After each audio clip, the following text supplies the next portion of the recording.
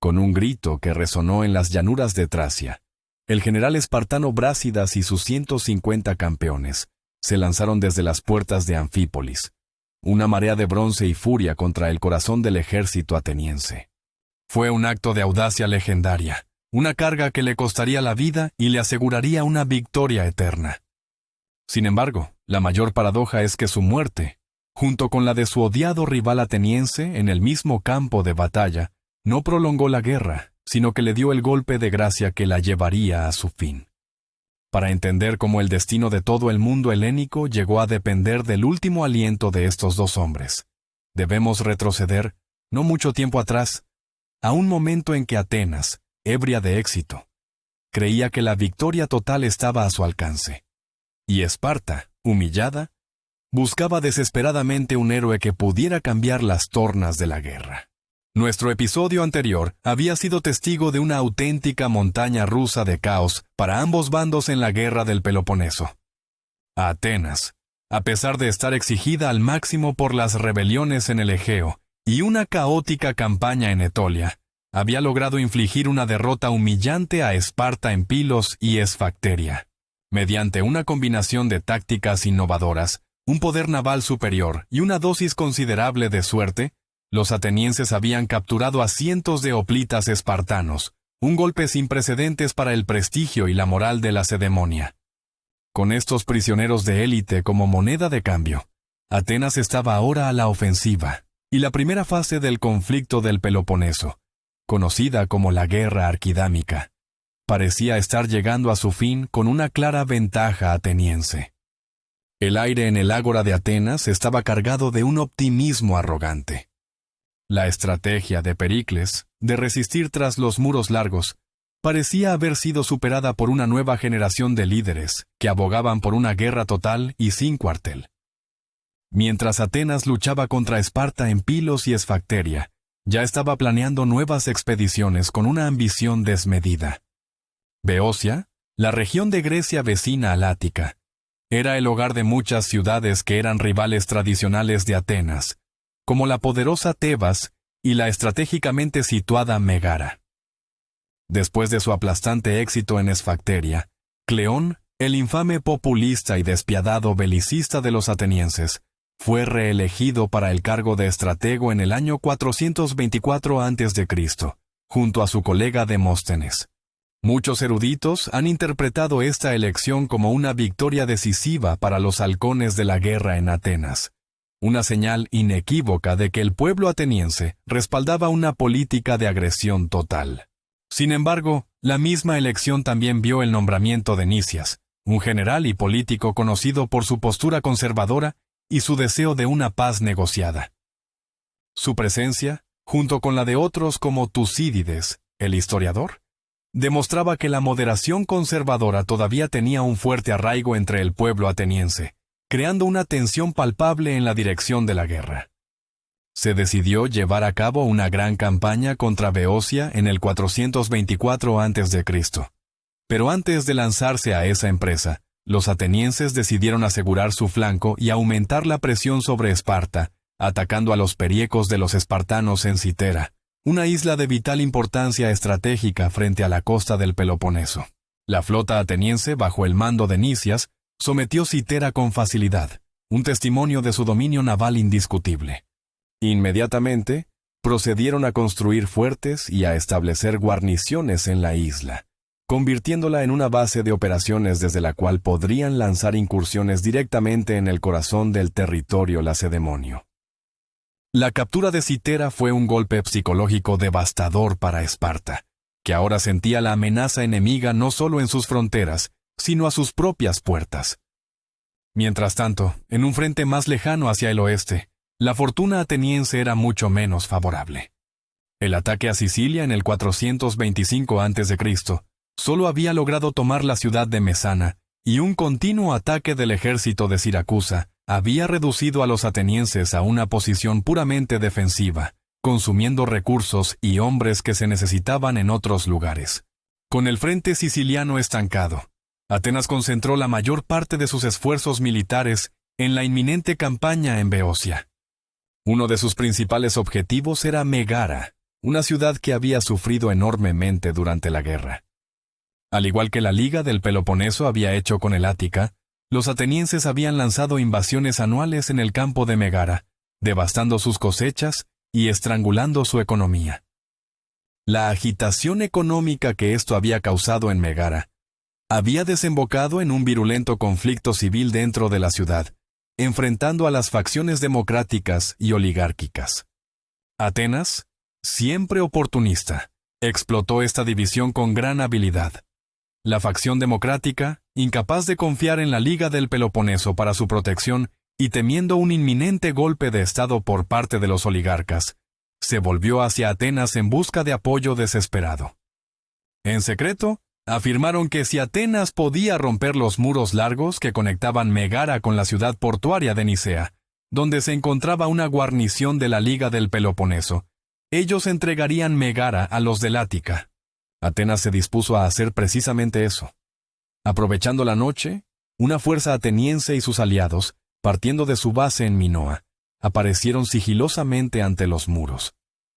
Tal como se había prometido, las puertas se abrieron, y los atenienses tomaron el control de los muros largos y bloquearon el puerto de Nicea por mar, atrapando a la guarnición peloponesia. La primera parte del plan había sido un éxito rotundo, pero los atenienses tenían una oposición formidable por delante.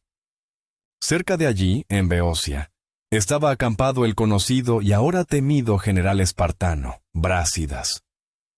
Brásidas era un nuevo tipo de líder espartano, no solo un guerrero valiente, sino también un estratega astuto y un diplomático carismático. Cuando Brásidas recibió la noticia de la jugada ateniense por Megara, no perdió un instante. Envió mensajeros por todas las ciudades de Beocia y el Peloponeso pidiendo ayuda. La respuesta fue inmediata. Se reunieron 2.700 hoplitas de Corinto, 700 de Sición y 400 de Fliunte, y marcharon a toda prisa hacia la ciudad. Para cuando llegaron, Atenas ya había tomado el interior de Nicea y había hecho rehén a la guarnición espartana local. Brásidas, al ver la situación, demostró su inteligencia táctica. En lugar de lanzar un asalto frontal y costoso para recuperar Nicea, se estableció en las afueras de Megara, esperando la inevitable retirada ateniense. Inicialmente, los megarenses, divididos y temerosos, no permitieron que Brásidas entrara en su ciudad, pero finalmente, la facción oligárquica prevaleció y le abrió las puertas. Según el relato de Tucídides, Brásidas se abstuvo de atacar de inmediato porque sabía que un asalto directo haría que los atenienses se retiraran ordenadamente a la seguridad de Nicea, sufriendo pocas pérdidas. En cambio, optó por un tenso enfrentamiento, una guerra de nervios. Las dos fuerzas se observaron durante un tiempo, hasta que los atenienses, superados en número en tierra y sin el apoyo prometido dentro de Megara, finalmente decidieron retirarse, conservando Nicea pero perdiendo la ciudad principal. Poco después, Megara experimentó un resurgimiento oligárquico que expulsó a los demócratas traidores que se habían aliado con Atenas. Megara seguiría siendo un firme aliado de Esparta durante el resto de las guerras del Peloponeso, un testimonio de una verdad política fundamental. Sin el apoyo local, ningún poder externo puede obtener un control efectivo sobre un territorio. El fracaso en Megara fue un mal presagio para la campaña beocia de Atenas, que ya estaba plagada de problemas. Los generales Demóstenes e Hipócrates habían concebido inicialmente un ambicioso plan para atacar en dos frentes simultáneamente, uno por mar y otro por tierra, para abrumar las defensas beocias. Un buen lugar para una invasión naval era la región de Fócida, en el sur de Grecia, una parte de Beocia aliada a Esparta. Fócida tenía una costa en el Golfo de Corinto, lo que la hacía ideal para controlar las comunicaciones y los suministros desde el Peloponeso hacia el corazón de Beocia. Demóstenes, al igual que en Megara, estaba en connivencia con algunos focenses que simpatizaban con los atenienses. Con su ayuda, esperaba tomar la ciudad desde dentro, de manera similar a como habían planeado tomar Megara. Por lo tanto, preparó sus tropas en conjunción con Hipócrates, quien debía lanzar un ataque terrestre masivo sobre la ciudad de Delio, en la frontera oriental de Beocia. Sin embargo, el plan se desmoronó. En Fócida, alguien reveló la existencia de los saboteadores proatenienses al gobierno proespartano. Cuando la flota de Demóstenes llegó, se encontró con una defensa alerta y hostil. Por lo tanto, a Demóstenes no se le permitió desembarcar en Fócida propiamente dicha, y en cambio, se dirigió a la tierra de Cifas, más abajo en el Golfo de Corinto. Esto complicó enormemente las cosas para los atenienses, que perdieron un tiempo valioso y el elemento sorpresa. La situación de Hipócrates no fue mejor. Con la parte naval del plan desbaratada, ahora tenía que marchar hacia Delio solo, enfrentándose a toda la fuerza de la Liga Beocia. Delio era una pequeña ciudad que, sin embargo, se encontraba en una ubicación de gran importancia estratégica. Además, estaba cerca de un importante templo de Apolo y de la ciudad de Tanagra, lo que le confería un valor simbólico. Hipócrates reunió un gran ejército de tierra y se enfrentó a las tropas peloponesas y beocias en la región. La batalla que siguió fue notoria por su duración y ferocidad. No fue solo un combate abierto, sino también un asedio a la pequeña ciudad y sus fortificaciones, con cargas de caballería y choques de falanges de hoplitas. Finalmente, los atenienses, superados y sin el apoyo de la distracción de Demóstenes, perdieron tanto a su comandante, Hipócrates, que cayó en la lucha, como la batalla misma. La derrota en Delio, sumada al fracaso en Megara, fue un duro golpe para la moral ateniense. Para entonces, ambos bandos de la guerra estaban sobrecargados. Años de conflicto ininterrumpido habían agotado sus tesoros y sus reservas de hombres. El ambiente público, tanto en Atenas como en Esparta, comenzaba a virar lentamente hacia la paz. Sin embargo, este sentimiento aún necesitaría tiempo para madurar, y muchas estrategias de guerra a largo plazo todavía estaban en juego. En un intento por ganar un respiro, en el 423 a.C., se estableció una tregua de un año para que ambos bandos pudieran lamer sus heridas, y con suerte, intentar establecer una paz más duradera en el futuro. Se estableció una tregua de un año para que ambos bandos pudieran lamer sus heridas, y con suerte, intentar establecer una paz más duradera en el futuro. Fue durante este período de tensión y agotamiento que se desarrolló una de las campañas más decisivas de la guerra, una que involucró personalmente al historiador Tucídides y que se centró en la lejana ciudad de Anfípolis. Los acontecimientos se desarrollaron principalmente en el 422 a.C., pero sus raíces se remontan al 424 a.C. Anfípolis es una ciudad en Tracia, una región del norte de Grecia, y era de una importancia crítica para Atenas por sus cercanas minas de plata y el acceso a la madera para la construcción naval. En el 424 a.C., mientras Delio estaba en medio de las luchas entre las ligas beligerantes, el incansable Brásidas, en una audaz marcha hacia el norte, irrumpió en Tracia y sitió la ciudad, que estaba defendida por el general ateniense Eucles. Inicialmente, los espartanos rodearon la ciudad e intentaron encontrar traidores que les abrieran las puertas, pero no encontraron tales disidentes entre las filas de Anfípolis, que eran leales a Atenas. Ante esta resistencia, Eucles envió un mensajero urgente a la ciudad portuaria de Eión, donde nuestro historiador extraordinario, Tucídides, estaba estacionado con su ejército y su flota. Brásidas, siempre astuto, sabía que Tucídides era un general famoso en la región y que su llegada inminente encendería la resolución de Anfípolis para luchar hasta el final. Por lo tanto, el general espartano, en un golpe de genio diplomático, llegó a un acuerdo antes de que su homólogo ateniense pudiera llegar. Ofreció a los habitantes de Anfípolis un trato increíblemente generoso. Podían quedarse y conservar todas sus propiedades bajo el gobierno espartano, o marcharse en un plazo de 5 días, llevándose todas sus propiedades consigo. Después de mucha deliberación, los ciudadanos, temiendo un largo y destructivo asedio, y atraídos por una oferta tan favorable, decidieron rendirse. La ciudad capituló apenas unas horas antes de que Tucídides llegara con su flota al puerto de Eión.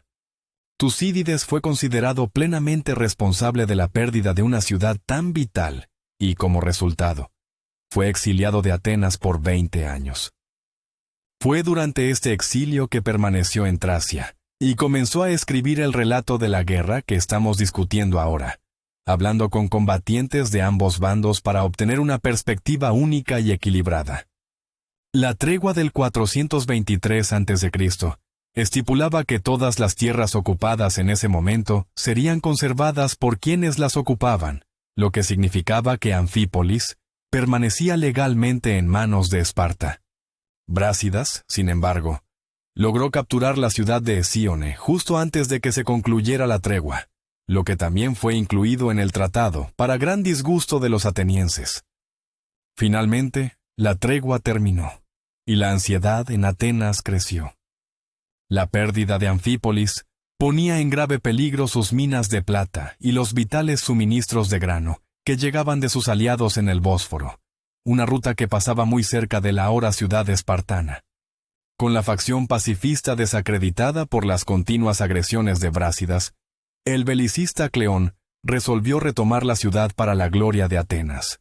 Reunió una expedición naval que logró retomar Hesíone antes de llegar a las cercanías de Anfípolis. Mientras tanto, Brásidas no había estado inactivo. Había fortalecido la posición espartana continuando su campaña en lugares no cubiertos por el tratado. Tras amasar una fuerza considerable de 1,200 hoplitas, 300 jinetes y 30 barcos, retomó rápidamente Hesíone de manos de los atenienses.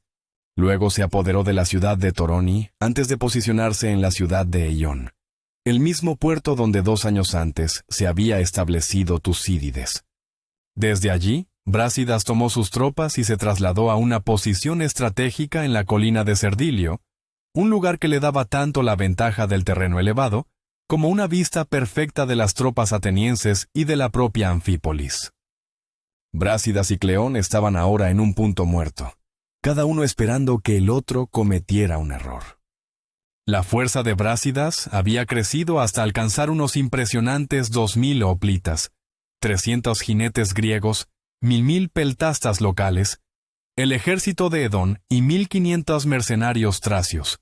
El relato de Tucídides sobre lo que ocurrió a continuación se vuelve cada vez más tenso a medida que los 2 ejércitos esperaban. Según el historiador, las tropas atenienses no confiaban en su comandante Cleón para no actuar de forma impulsiva y se volvieron impacientes y descontentas, murmurando que su general era incompetente. Presionado por sus propios hombres, Cleón accedió a llevar a las tropas a inspeccionar la ciudad, un movimiento que Tucídides presenta como una imprudencia temeraria.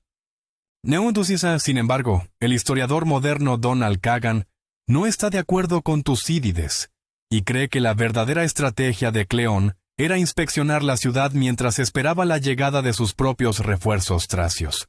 De esa manera, podrían retomar la ciudad fácilmente mediante un cerco. Brásidas, desde su posición elevada, debió haber anticipado un posible asedio y quería tener tropas ocultas para un ataque sorpresa por la retaguardia. Fue entonces cuando Brásidas tomó su audaz y fatídica decisión. Decidió tomar a 150 de sus mejores hombres y dirigirlos personalmente en una carga frontal contra el centro ateniense. Debían actuar como una especie de vanguardia, saliendo por la puerta sur de la ciudad, mientras que su segundo al mando, Cleadidas, debía organizarse con sus tropas en la parte norte de la ciudad y atacar en un segundo momento. Era una empresa increíblemente arriesgada, pero Brásidas confiaba en que su ataque actuaría como una distracción devastadora y sumiría a las tropas atenienses en el caos, ablandándolas para el siguiente ataque. Mientras tanto, Cleón, que estaba realizando su reconocimiento por sí mismo frente a sus tropas, se dio cuenta de que la mayor parte del enemigo estaba concentrada en el norte. No dispuesto a atacar sin sus refuerzos, Cleón dio la orden a su ejército de retirarse a través de la puerta más al sur de su campamento, para regresar a Eión. En ese momento crítico, todo se vino abajo para los atenienses. El ala izquierda del ejército ateniense rompió filas de inmediato y huyó hacia Eión, donde también se había dejado atrás a la caballería. Con Cleón, al mando personal, el ala derecha comenzó a retroceder de una manera más ordenada, justo cuando Cleadidas comenzaba a moverse desde el norte. Fue aquí, en medio of la confusión de la retirada, donde un peltasta mesenio presuntamente logró matar al populista Cleón, un hombre por el que Tucídides sentía poco respeto, debido a su naturaleza impetuosa y su demagogia. Por esta razón, Tucídides afirma que Cleón comenzó a huir antes de que el mesenio lograra darle muerte. Sin embargo, otras fuentes sostienen que Cleón luchó valientemente hasta el final, muriendo como un soldado. Al ver que el ejército ateniense tenía sus escudos en desorden y su flanco derecho expuesto durante la maniobra de retirada, Brásidas se abalanzó de inmediato. Lideró a sus 150 hombres a través de la puerta sur de la ciudad y se estrelló contra el centro ateniense, llevándolo al caos absoluto. Brásidas luego se volvió contra el ala derecha ateniense justo cuando Cleadidas finalmente entraba en combate desde el norte. El ala derecha ateniense estaba ahora completamente sola, ya que el resto del ejército había huido hacía tiempo. Se encontraron atrapados entre dos fuerzas y se vieron obligados a una última resistencia desesperada. Fue aquí, en el fragor de la victoria, donde el aventurero y audaz Brásidas encontró su fin, herido de muerte mientras atacaba a los últimos reductos atenienses. Mientras la vida se le escapaba, fue retirado del campo de batalla, y moriría solo después de enterarse de su espectacular victoria. A pesar de haber perdido personalmente en batalla contra Brásidas en el pasado, Tucídides, en sus escritos, describe al general espartano con un respeto palpable, declarando que fue astuto e inteligente en su conducta. Más tarde fue enterrado con honores en Anfípolis, donde fue conmemorado como el fundador de la ciudad, un honor extraordinario para un espartano. El ala derecha ateniense restante se retiró a una colina cercana, donde lucharon hasta el amargo final. Cleadidas y sus tropas los atacaron 3 veces y fueron rechazados por los desesperados atenienses otras tantas veces. Finalmente, Cleadidas los rodeó con su infantería, caballería y peltastas. Entonces, una lluvia de proyectiles, jabalinas, flechas y piedras cayó sobre ellos, arruinando la formación de los enemigos. Con su muro de escudos roto, los atenienses se dispersaron y huyeron de vuelta a Eion. Para cuando llegaron, 600 atenienses habían muerto en la batalla. Según Tucídides, los espartanos y sus aliados solo perdieron 7 hombres.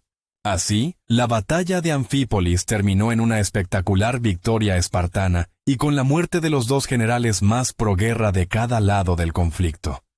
Después de Anfípolis, los 2 símbolos de las políticas belicistas en Grecia y Esparta estaban muertos. La guerra había consumido a sus más fervientes defensores. El reemplazo de Brásidas, Ramfias, no continuó incursionando en Tracia, comprendiendo que el ambiente en casa no era propicio para más aventuras militares. Atenas, a pesar de sus pérdidas devastadoras en Delio y Anfípolis, todavía mantenía sus bases en Pilos y Citera, dejando a Esparta vulnerable a las incursiones y a la constante amenaza de una revuelta de ilotas. Ambas ciudades, agotadas por una década de guerra y habiendo perdido a sus líderes más intransigentes, estaban mucho más dispuestas a la paz que antes, a pesar de los temores de Atenas por la pérdida de suministros de grano y los de Esparta por las incursiones en su territorio. Así, el rey de Esparta, Pleistoanax, y el general ateniense Nicias, de quien la paz toma su nombre, se reunieron para negociar un tratado de paz. Lo que siguió fue un intenso regateo. Se discutieron puntos como la liberación de los prisioneros espartanos de Esfacteria de Atenas y la liberación de los prisioneros atenienses de Tebas. Las ciudades en Tracia que habían sido liberadas por Esparta debían volverse neutrales, pero aún así pagar a los atenienses el tributo que les había asignado Arístides el Justo, no el tributo aumentado del 425 a.C. En general, todas las tierras debían ser devueltas a cada alianza, con algunas excepciones notables. Platea, que permaneció en manos de Tebas, y Nicea, el puerto de Megara, que permaneció bajo control ateniense. Todos los templos se abrieron una vez más a los peregrinos, y se erigieron estelas con el juramento sagrado tomado por ambos bandos en toda la Hélade, como símbolo del fin de las hostilidades. Sin embargo, persistían muchos problemas. Por ejemplo, la ciudad de Anfípolis, la causa de la última y sangrienta batalla, quedó en manos de los espartanos, un punto de amargura constante para Atenas. Además, muchos de los aliados más importantes de Esparta, como Corinto y Tebas, no estaban de acuerdo con los términos del tratado y se negaron a firmarlo, sintiendo que sus intereses habían sido traicionados. Fue, por lo tanto, una paz incómoda, lograda por bandos que no podían ni ganar ni perder decisivamente la guerra, una paz nacida del agotamiento mutuo. Ninguno de los dos bandos había planeado una guerra tan larga y costosa, y, por supuesto, el resto del mundo helénico también había sufrido daños incalculables. Esto significaba que todavía no se había llegado a una resolución permanente de las disputas que habían iniciado la guerra. Aunque las guerras del Peloponeso no se reanudarían oficialmente hasta el 413 a.C., el mundo helénico descendió a una especie de guerra fría, mientras Atenas y Esparta se vigilaban mutuamente con nerviosismo y sospecha. Mientras se desarrollaba la Dionisia del 421 a.C., y los atenienses se congregaban para ver la famosa comedia de Aristófanes, la paz, podían por fin dar un suspiro de alivio, aunque fuera solo uno temporal, un breve interludio en el conflicto que definiría su siglo. La paz de Nicias no fue un final, sino una pausa, una frágil tregua en una lucha existencial que pronto volvería a estallar con una furia aún mayor.